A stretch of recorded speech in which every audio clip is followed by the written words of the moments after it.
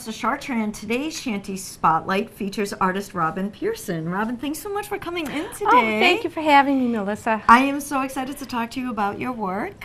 Before we dive into what we're going to talk about today, though, I always love talking to the artist about their background. And so your background, we were saying, is that you worked for a corporation for a long time in HR. I did. I worked for Ocean Spray Cranberries, which I loved. It's a wonderful place to work.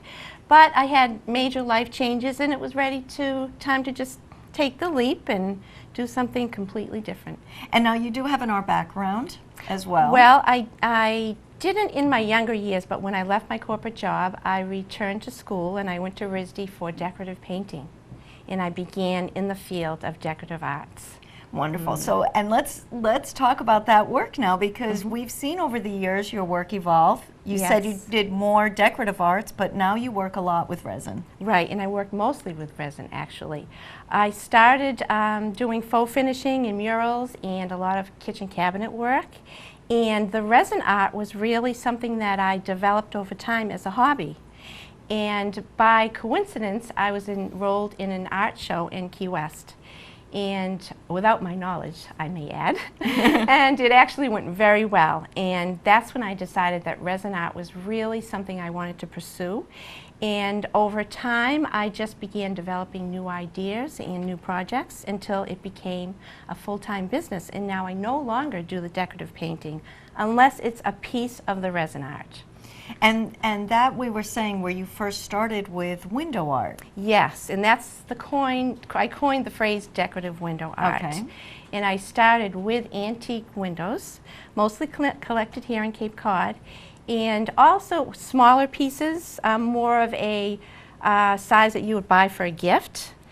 And then I incorporated the resin art into furniture, in mirrors, and now most of my work is custom work.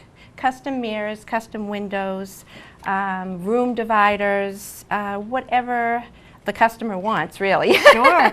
And we were saying that even your background from being in HR and talking to people, that's something that's the difference between a job and a career, and something that you really enjoy, those connections. It is, it is. Unlike just creating a piece of art or several pieces and selling them to a shop, I prefer working directly one-on-one with the customer, talking to them about their ideas, their colors, what it is that they like about my work, and how I can incorporate it into their home. Wonderful. Now, without working with the customers, when you're creating a piece, what inspires you to create that? Oh, it's always different, and I never really know. I take daily walks on the beach with my dog because I live near the ocean, and I may just come across one piece of driftwood or a shell, or it can be anything. And from that one piece, I will develop around that, and that will become the centerpiece. But it doesn't have to be something organic. It can be a customer's piece of jewelry, a photograph, a plate, or something that is important to them.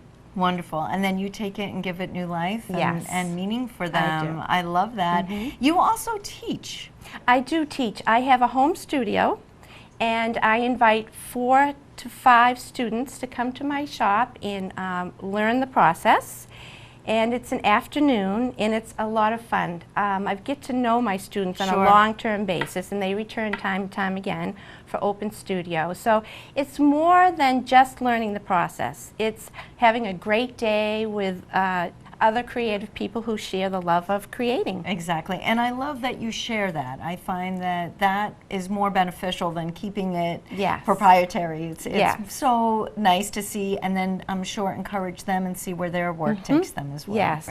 And let's just mention though, with the classes you were saying, which I think is quite remarkable and speaks volumes to who you are and what you offer, that you had some folks come from out of state, specifically for the class. Yes. Last Saturday's class, a woman traveled from Texas. Yes, that's pretty impressive. She found me on Facebook and booked a trip and booked a long weekend with her and her husband here on the Cape, and incorporated my class into her trip. Which is wonderful, and I think that speaks to marketing yourself as an artist. And we were saying you might love or hate Facebook or the time, but it really can work for you as a business and an artist. Yes, it's an absolute must. Yeah. So that's wonderful. Now, when I first met you with the Shanties, Robin, you've been at the Shanties on and off a few years. You that was before you owned your own your own place. That's right, yes. Were just venturing out to see how it was. Let's talk about that experience. Well, I decided that I needed a location where customers could come that wasn't my home, because my home was becoming a little bit too crowded and too busy. People knocking on the door, total strangers trying to find me.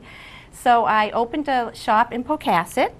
It's a perfect size. It's just a quaint little space, and I'm there from May 7th this year, right through Christmas.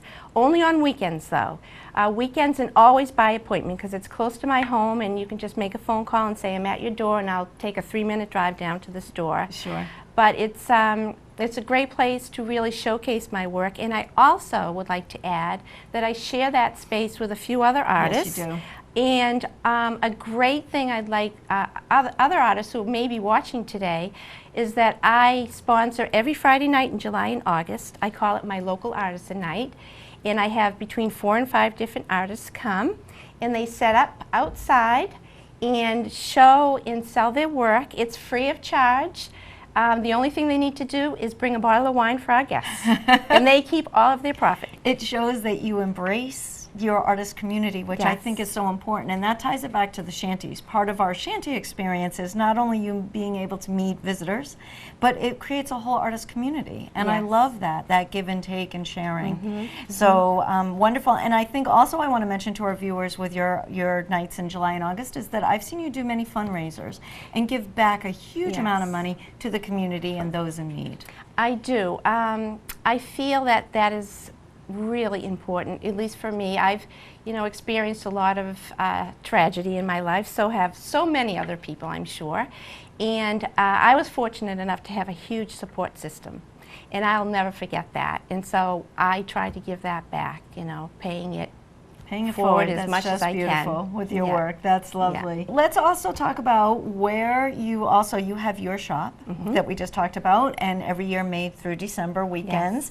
What about work in other shops? Yes. And commissions. Yes. Commissions are great and huge and fun. I love that. And I also love the shops that represent me, because they are wonderful people, and they not only just sell my work, they tell the customer about me. Susie, who owns Pentimento in Chatham, on Main Street in Chatham, she was the first shop to carry my work, and I can't thank her enough. Also, the Oyster Island Emporium in Osterville, they are great. Love the ladies there. Painted Daisy on Route 6A in Sandwich. And I have a few shops in Key West where I spend my winters, but they probably won't see this. And there are a couple other shops that I'm working with right now, and I'm not ready to mention them, but they'll be coming up. No, but that's fine. And again, I want to point out that that's so wonderful that not only do you have your own shop and you host artists, but that you're able to put your work in other galleries throughout the Cape, and that they share and promote and support local artists, which is wonderful. Before we go, let's have one Shanty story or Shanty experience, if you can think of, that I know work gets taken around the world. But yes. Actually, I can tell you one funny story, and it was my first year at the Shanties. I had a fairly large piece, and there was a gentleman who was heading over to Nantucket with his son, and they wanted to surprise his wife. And I could not wrap that thing fast enough because they were going to miss the ferry, so they had literally 3 minutes. So I have no idea how it was wrapped, but all I can remember is seeing them running down the dock with this huge window, half wrapped, and all the paper was falling behind them, and they're waving at me. And I just got such a huge sense of satisfaction from that. I'll never forget that. That's great. Yeah. That's great. Well, we're thrilled that you'll be joining us at the Shanties for a week this summer, and our viewers can find that information on Robin and all the artists at artsbarnstable.com. It will link you to the Shanty program and about the participating artists this year. And then, Robin, let's give your website where they can find you as well, and on Facebook. Yes, it's www.robinpierson.com. And Pierson is spelled P-I-E-R-S-O-N. Yes. Great. Well, for Robin Pierson, I'm Melissa Chartrand, wishing you an artful day.